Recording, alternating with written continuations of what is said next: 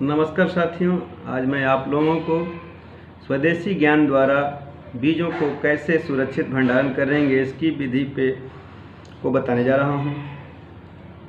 देश में विभिन्न जगहों पर अपनाई जाने वाली विधियां जो परंपरा से एक पीढ़ी के बाद दूसरी पीढ़ी ने वही तकनीक अपनाई, फिर उसी पीढ़ी को अपनाई और वहाँ के लोकल जो भी संसाधन हैं उनका उपयोग किया जाता है खेती में।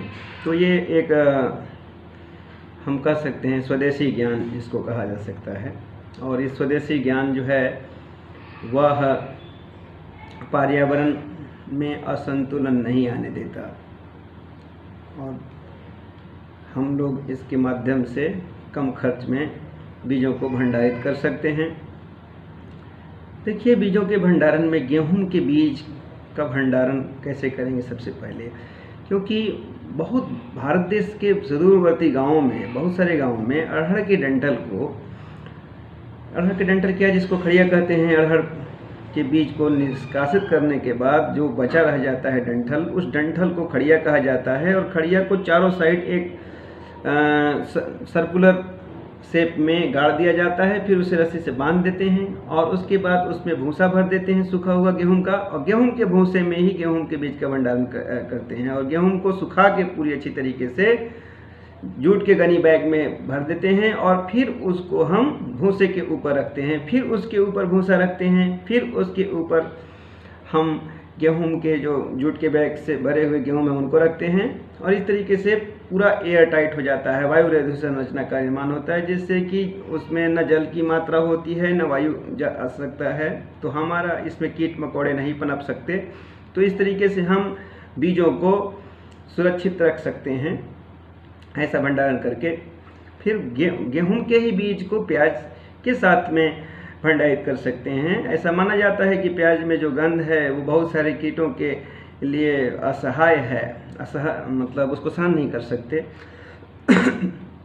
तो यहाँ पर गेहूं जो पूरी तरीके से सूखे हुए धूप में प्याज होते हैं उनको हम एक लेयर बर्तन जो है सिलेंडर आकार के, जो बेलनाकार आकार के बर्तन हैं उसमें नीचे का प्याज बिछा दिए एक दो लेयर, उसके बाद से फिर गेहूं रख देंगे और गेहूं रखने के बाद फिर प्याज रख दिए। तो ऐसा करने से प्याज के दुर्गंध से गेहूं में लगने वाले कीट नहीं आ सकते और ऐसा छोटे लेवल पे गेहूं के बीजों का भंडारण कर सकते हैं। ऐसे कुछ गाँव में रेड ग्राम जिसको हम लोग अरहर कहते हैं, अरहर के बीजों को भी कॉमन साल्ट के साथ में स्टोर कर सकते हैं। और कॉमन साल्ट के साथ में स्टोर करने के लिए हम क्या करेंगे कि 200 ग्राम नमक लेंगे, 1 केजी अरहर के बीज लेंगे, दोनों को मिला देंगे और जूट के गनी बैग में रख सकते हैं। ऐसा करने से माना जाता है कि नमक जो है सो कि वायु को, जो वायु में उपस्थित नमी उसको अवशोषित करके बीजों तक नहीं पहुंचने देती और बीज हमारा सुरक्षित बचा रह जाता है। ऐसा करने से 6 से 8 महीने तक बीज हमारा सुरक्षित रह सकता है।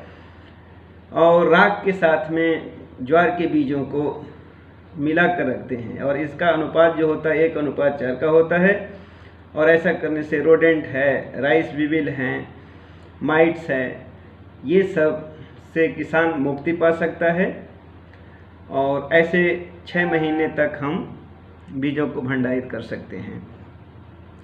कपूर के साथ में धान के बीजों को रख देते हैं, 5 केजी धान का बीज लेते हैं और 1 ग्राम कपूर रखते हैं और जूट बैग में उसे हम भर देते हैं, जिससे कि हम 3 महीने से ऊपर हम शॉर्ट टर्म के लिए स्टोरेज कर सकते हैं। ऐसा पंगम लीफ जिसको हम लोग करंज का पत्ती कहते हैं, करंज का पत्ती में ऐसा एक दुर्गंध होता है जिससे कि राइस विविल है और ग्रेन मॉथ है, सिटोफिलस सीरियला है और राइस विविल जिसको सिटोफिलस ऑरिजी कहते हैं, वो उस दुर्गंध की वजह से भाग जाते हैं, नहीं रहते उसके पास।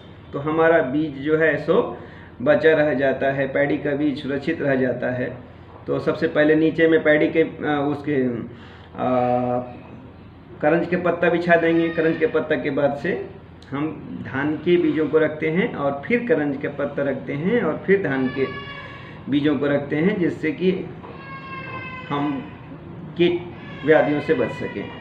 वेजिटेबल सब्जियों के बीजों को भी हम सुरक्षित रख सकते हैं। सब्जियों में हम करेला, नेनुआ, लौकी और रखिया, जिसे वाइट गार्ड कहते हैं, पेठा जिनसे बनता है, ऐसे बीजों को लेकर जब महिलाएं कंडा बनाती हैं, कंडा बनाने के समय जब वो कच्चा रहता है गोबर गाय का, तब उसके समय उसी में उसको इंसर्ट कर देते हैं, डाल देते हैं। डालने के बाद उसे तेज़ धूप में सुखा देते हैं। सुखाने के बाद उसको लाकर घर में रख सकते हैं और जब बोने के समय में उसे बुआई कर सकते हैं। ऐसा करने से गाय के गोबर में जो लाभदायक तत्व हैं वह बीजों में चले जाते हैं और बीजों की 90% अंकुरण क्षमता हो जाती है और उससे किसी भी तरीके का कोई नुकसान नहीं होता।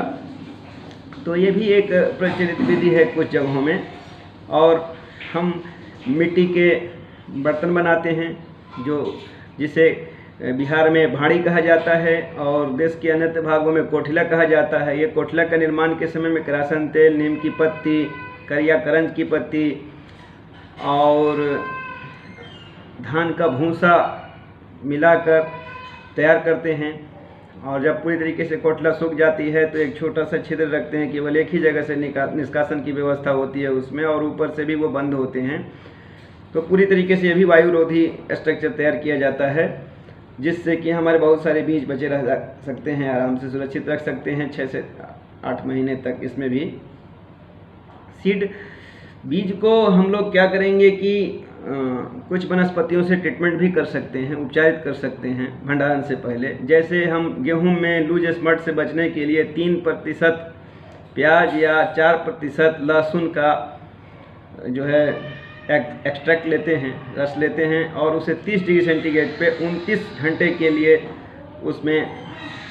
उसको फुलाते हैं और फुलाने के बाद हम छाया में सुखाकर और 10 महीने तक सुरक्षित भंडारित कर सकते हैं। तो ये सब कुछ प्रचलित विधियां हैं। इन विधियों को आशा है कि आप उपयोग में ला सकते हैं। धन्यवाद।